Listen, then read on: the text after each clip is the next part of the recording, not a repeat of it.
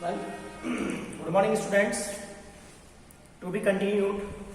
कल हमने ये आपका लेसन 3 इलेक्ट्रोकेमिस्ट्री शुरू किया था, आगे कंटिन्यू करते हैं। कल का टॉपिक आपको समझ आया होगा, उसमें कोई डाउट नहीं रहा होगा।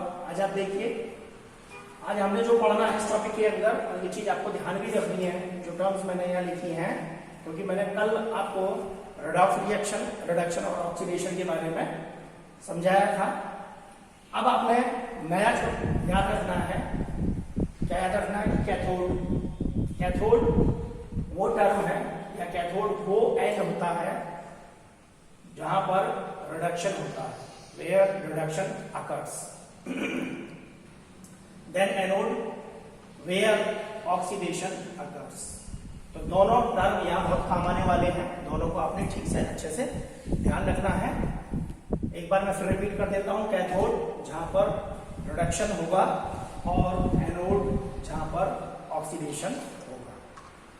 इस टॉपिक के अंदर, इलेक्ट्रोकेमिस्ट्री के टॉपिक के अंदर हमें डिटेल के अंदर स्टडी करना है इलेक्ट्रोलाइटिक सेल क्या होता है, उसके बारे में स्टडी करेंगे।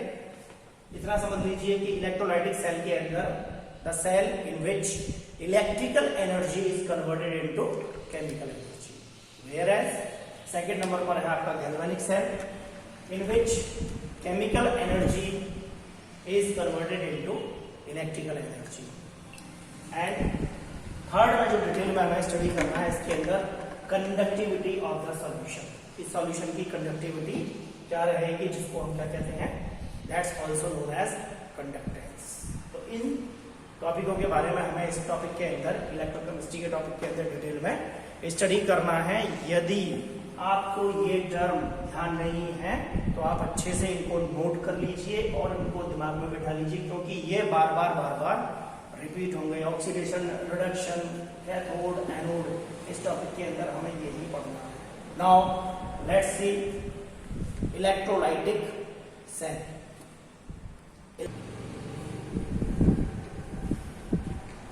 Now let's see electrolytic cell. Electrolytic cell, देखिए, in which the cell in which electrical energy is converted into chemical energy. Electrolytic cells जो होता है उसके अंदर जो हम क्या लेते हैं, इनपुट लेते हैं, that is electrical energy। तो हमें आउटपुट में क्या मिलता है, केमिकल एनर्जी मिलती है। तो ऐसा सेल जिसके अंदर इलेक्ट्रिकल एनर्जी केमिकल एनर्जी के अंदर चेंज होती है उसको इलेक्ट्रोलाइटिक सेल्स कहते हैं। यहां मैंने ये कंटेनर लिया है जिसके अंदर मैंने 2 प्लेटिनम के इलेक्ट्रोड लिए हैं। These are the electrodes of platinum, और इनको एक सेल के द्वारा मैंने क्या कर दिया, जोड़ दिया है। ठीक है, ये नेगेटिव और ये पॉजिटिव। यहाँ ये दोनों टर्मिनल, ये कैथोड है जिसके ऊपर जो कैसा होता है, नेगेटिव होता है, और जो ये एनोड है दैट इज पॉजिटिव। यहाँ पर ये चीज आपने नोट करनी है कि इलेक्ट्रोलाइटिक सेल के अंदर जो कैथोड है उसके वो नेगेटिव होता है। अभी देखेंगे हम कि ये कैसे नेगेटिव होगा, और जो एनोड होता है ये पॉजिटिव होता है। तो इलेक्ट्रोलाइटिक सेल के अंदर नॉन स्पॉन्टेनियस रेडॉक्स रिएक्शन हमेशा होती रहती है। क्या होती है, यहाँ पर ये विशेष टर्म है, ये अभी तक हमने क्या देखा, आपने पढ़ा रेडॉक्स रिएक्शन, जहां पर रिडक्शन और ऑक्सीडेशन देखेंगे अब इसके अंदर कि रिडक्शन और ऑक्सीडेशन कहां हो रहा है। नॉन स्पॉन्टेनियस रेडॉक्स रिएक्शन लगातार होती रहती है। अब ये नॉन स्पॉन्टेनियस रेडॉक्स रिएक्शन क्या होती है, नॉन स्पॉन्टेनियस का मतलब है ऐसी अभिक्रिया या ऐसी रेडॉक्स अभिक्रिया जो स्वयं नहीं होती, हमें क्या करना है, करानी पड़ती है। उसको हम क्या कहते हैं, नॉन स्पॉन्टेनियस रेडॉक्स रिएक्शन कहते हैं। और यहाँ पर हमें ध्यान रखना है कि जो डेल्टा जी होता है, यानी गिब्स फ्री एनर्जी चेंज, उसकी जो वैल्यू होती है वो पॉजिटिव आती है। यहाँ मैंने क्या लिया, कंटेनर लिया है, ठीक है, जिसमें 2 इलेक्ट्रोड प्लेटिनम के लगाए हुए हैं। इसके अंदर हमने एक सॉल्यूशन लिया है दैट इज Ca।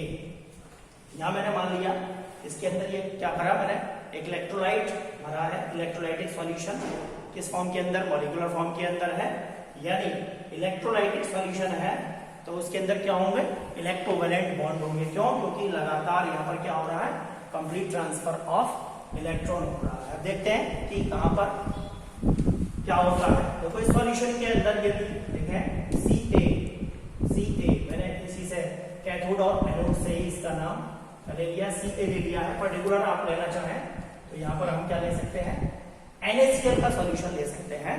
तो देखते हैं सी ए यदि आयोनाइज होगा, सी ए आयोनाइजेशन के ऊपर क्या देगा, C++ और A- आयन देगा, क्योंकि ये कैसा कंपाउंड है, इलेक्ट्रोवैलेंट, और इसके अंदर क्या होंगे, इलेक्ट्रोवैलेंट बॉन्ड बन रहे होंगे। यहाँ पर on ionisation Ca gives C+ ion and A- ion. Now ये क्या है, यहाँ पर क्या होगा, ये जो सॉल्यूशन है क्या निकलेंगे, C+ आयन निकलेंगे, वो इसकी तरफ अट्रैक्ट होंगे, और यहाँ पर क्या होगा, नेगेटिव चार्ज इसके ऊपर आता चला जाएगा। क्यों होगा अट्रैक्शन? क्यों? क्योंकि दोनों के ऊपर अपोजिट चार्ज है, यहाँ नेगेटिव है और ये पॉजिटिव है। इसी तरीके से यहाँ से A- जो आयंस है वो इस इलेक्ट्रोड की तरफ जाएंगे, जहां पर क्या है, पॉजिटिव चार्ज। यहाँ से चूंकि जब यहाँ ये कहेंगे कि इलेक्ट्रॉन्स लूज होंगे, इलेक्ट्रॉन्स क्या होंगे, कैटायंस है, किसमें कन्वर्ट होगा, C। तो इससे क्या होंगे, इलेक्ट्रॉन से इलेक्ट्रॉन लूज होगा, तो क्या बनाएगा, ये C+ आयन बनाएगा, और एक इलेक्ट्रॉन क्या होगा, इससे निकल जाएगा। तो यहाँ पर लगातार क्या होगा, लॉस ऑफ इलेक्ट्रॉन, इलेक्ट्रॉन्स दूर जाएंगे तो इसके ऊपर क्या आएगा, नेगेटिव चार्ज, इसलिए हमने क्या लिया इसका नाम कैथोड, और इसके ऊपर क्या है, नेगेटिव है। ऐसे ही यहाँ पर भी क्या होगा, लगातार ये क्या होगा, सॉल्यूशन से, इसके अंदर अगर हम सॉल्यूशन की बात करें तो सॉल्यूशन से ये लगातार क्या देगा, A+ आयन को अपनी तरफ क्या करेगा, अट्रैक्ट करेगा। क्यों? क्योंकि A के ऊपर क्या है, नेगेटिव चार्ज है, यानी A- एक इलेक्ट्रॉन को लेकर के इसमें चेंज होगा, ये पॉजिटिव के अंदर चेंज हो जाएगा। ठीक है जी। तो ये लगातार नॉन स्पॉन्टेनियस रिडॉक्स रिएक्शन, ये लगातार जो हो रही है, इसके कारण से delta G Gibbs free energy की वैल्यू जो होगी वो पॉजिटिव होगी। ये लगातार क्रिया कहाँ होती रहती है, इलेक्ट्रोलाइटिक सेल के अंदर होती रहती है। देखते हैं आगे, कैथोड और एनोड के ऊपर, सर कैथोड और एनोड के ऊपर क्या क्या रिएक्शंस होते हैं। लेट्स सी, जो हमने इलेक्ट्रोलाइट लिया Ca, ये Ca कोई, यहाँ पे चूंकि मैंने कैथोड और एनोड लिया इसलिए तभी, या क्या इलेक्ट्रोलाइट ली है Ca। आप इलेक्ट्रोलाइट मैंने बताया यहाँ NaCl भी ले सकते हैं, इलेक्ट्रोलाइट कुछ भी हो सकता है। तो Ca आयोनाइजेशन के ऊपर C+ और A- आयन देगा। तो देखते हैं कि कैथोड के ऊपर जो कैसा है, पॉजिटिव टर्मिनल है,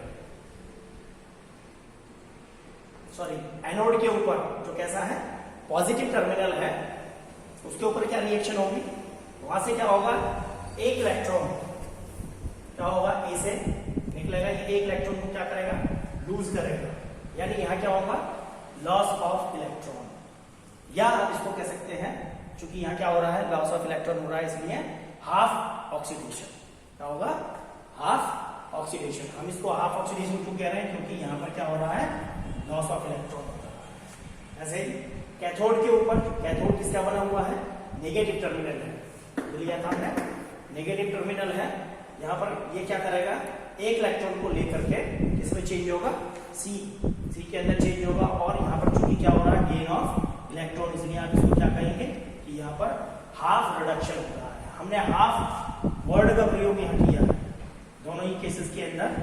इसका मतलब ये है, हाफ हम कब कहेंगे, ध्यान रखना है, ये बहुत इंपॉर्टेंट चीज है, जहां पर इलेक्ट्रॉन पार्टिसिपेट करते हैं, ऐसी रिडॉक्स अभिक्रिया जहां पर इलेक्ट्रॉन्स पार्टिसिपेट करते हैं, तो उसको हाफ ऑक्सीडेशन या हाफ रिडक्शन रिएक्शन कहते हैं। इस पूरे को यदि हम ऐड करते हैं तो ये एक इलेक्ट्रॉन से क्या होगा, एक इलेक्ट्रॉन कैंसिल हो जाएगा, तो आ जाएगा आपका A- then C+ is equal to क्या बन जाएगा, A+C बन जाएगा। ठीक है जी।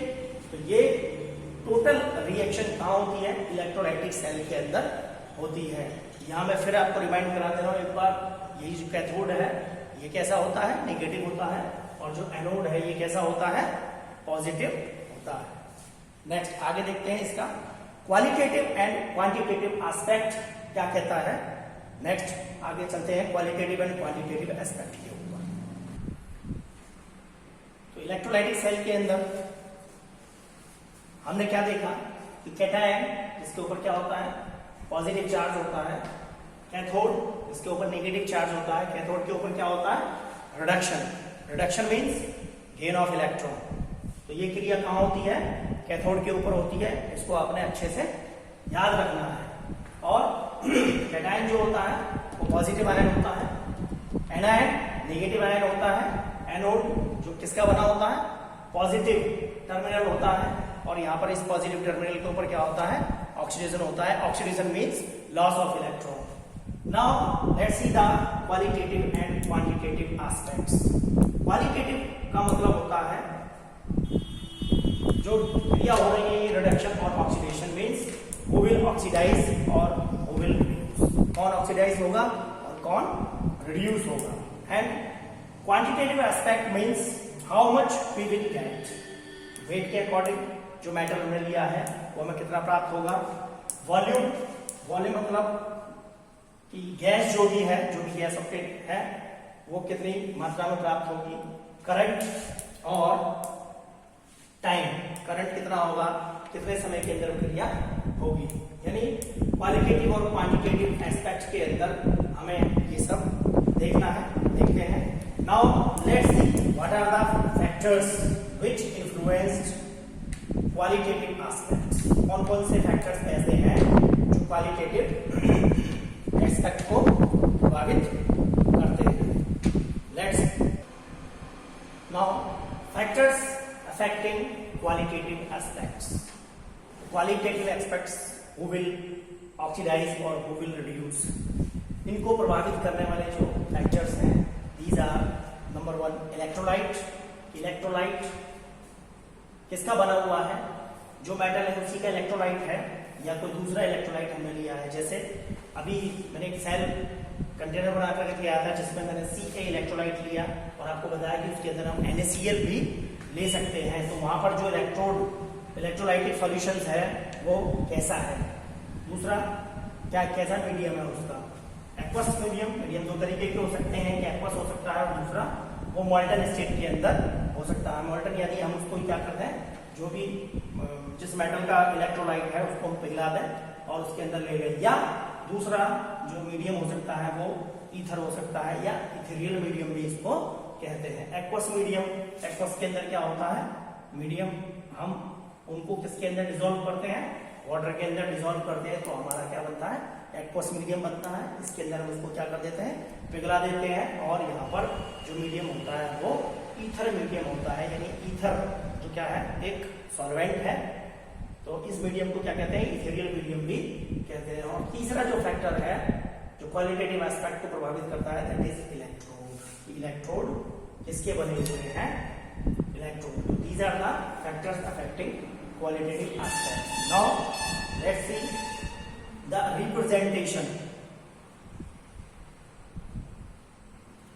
representation of electrolytic cell. हम इलेक्ट्रोलाइटिक सेल को कैसे रिप्रेजेंट करते हैं, इलेक्ट्रोलाइटिक सेल को कैसे रिप्रेजेंट किया जाता है। Now this is the representation of a electrolytic cell.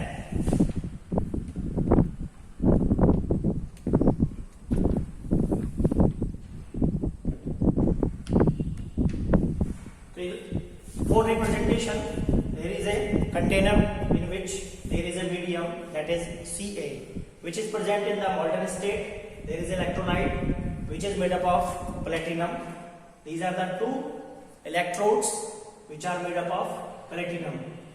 One is cathode and the another one is anode. Cathode has negative charge whereas anode has positive charge. तो यहाँ से क्या होगा कि इस इलेक्ट्रोलाइट जो मॉल्टन स्टेट के अंदर है, यहाँ हमने इसको माना Ca, इससे जो पॉजिटिव आयन निकलेंगे वो इधर की तरफ जाएंगे, तो यहाँ पर क्या होगा, नेगेटिव चार्ज क्या होगा, बढ़ता चला जाएगा, इसलिए कैथोड कैसा है, नेगेटिव है। और सॉल्यूशन से ही जो मॉल्टन सॉल्यूशन है इससे A माइनस आयन निकलेंगे और कहा जाएंगे कैथोड की एनोड की तरफ अट्रैक्ट करेंगे।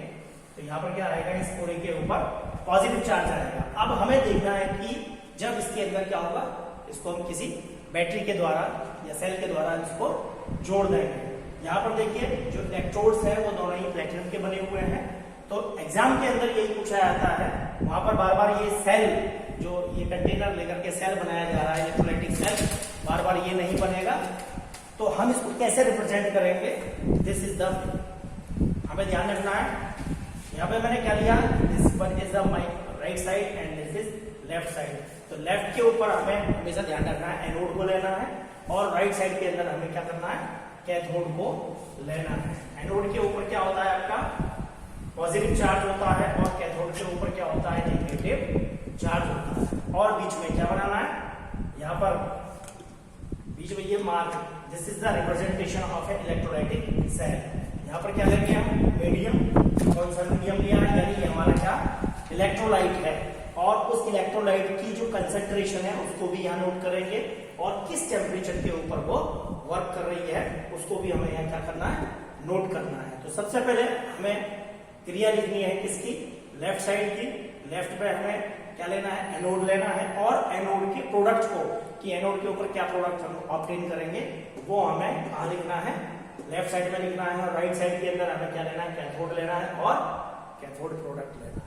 लेट्स सी द एग्जांपल, जो मैंने यहाँ पर क्या लिया है, ऑन आयोनाइजेशन दिस Ca, अगर ये इलेक्ट्रोलाइट है Ca, तो आयोनाइजेशन के ऊपर क्या देगा, किसके अंदर है, यहाँ पर ये मॉल्टन स्टेट के अंदर है, आयोनाइजेशन पर क्या देगा, C+ और A- देगा। तो यहाँ पर मैंने क्या लिख दिया, इसका मीडियम दैट इज मॉल्टन, इलेक्ट्रोलाइट का नाम लिख दिया दैट इज Ca, कंसंट्रेशन चूंकि मॉल्टन स्टेट के अंदर है इसलिए क्या होगा, टेम्परेचर ज्यादा होगा, हाई टेम्परेचर होगा। लेफ्ट साइड के ऊपर मैंने क्या लिया, एनोड को लिया, इसके ऊपर पॉजिटिव चार्ज हो रहा है। राइट साइड के अंदर मैंने कैथोड को लिया, जिसके ऊपर नेगेटिव चार्ज हो रहा है। यहाँ पर ये शो कर रहा है कि जो इलेक्ट्रोड है वो किसका बना हुआ है, that is made up of platinum, और हमें एनोड के ऊपर क्या प्राप्त हो रहा है, A। इससे पहले भी क्वेश्चन के अंदर हमने देखा तो हमें एनोड के ऊपर क्या मिलता था, A मिल रहा है। तो हम यहाँ क्या पुट करेंगे, A पुट करेंगे। और कैथोड के ऊपर इलेक्ट्रोड किसका बना हुआ है, प्लेटिनम का बना हुआ है, और कैथोड पर जो हमें क्या मिलता है, C मिलता है। तो ये यहाँ पे मैंने पुट कर दिया आपका C। This is the representation of a electrolytic cell. तो यहाँ तक आपने इसको देखना है, इससे रिलेटेड जो भी कोई डाउट आता है तो मेरे को पूछना है। इसके बाद क्या आएगा, अभी मैंने क्या लिया, यहाँ पर मॉल्टन स्टेट के अंदर लिया है। कोई एक दो एग्जांपल लेकर के क्वालिटेटिव एस्पेक्ट और क्वांटिटेटिव एस्पेक्ट में ही लेंगे, और आपने इससे आगे याद करके रखनी है इलेक्ट्रोकेमिकल सीरीज। आप इसको दूसरे एक बार देखें और हैं, फिर तो आसानी से ही समझ में आएगी। इलेक्ट्रोकेमिकल सीरीज अगली वीडियो के अंदर हम यही सब डिस्कस करने वाले हैं। तब तक के लिए आप इसको अच्छे से पढ़ें, नोट डाउन करें। ध्यान रखिएगा ये बहुत ही इंपॉर्टेंट टॉपिक है जो टोटली कॉन्सेप्ट के ऊपर बेस्ड है, इसलिए इन सब चीजों को आप नोट डाउन